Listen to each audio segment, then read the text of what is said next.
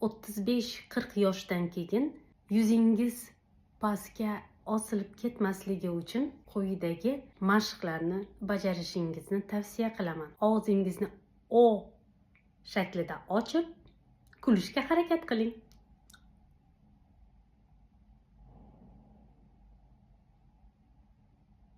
Bu mashq yanog'ingizdagi bo'lgan mushaklarni tonusga keltirib, tortib turadi.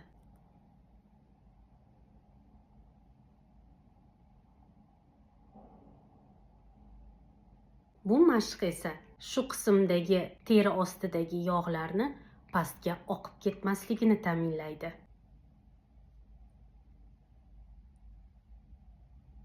Bu mashq platizma pastga tortib qo'ymaydi va yuzingiz avvalligi yo'qolmaydi. Va limfa drenaj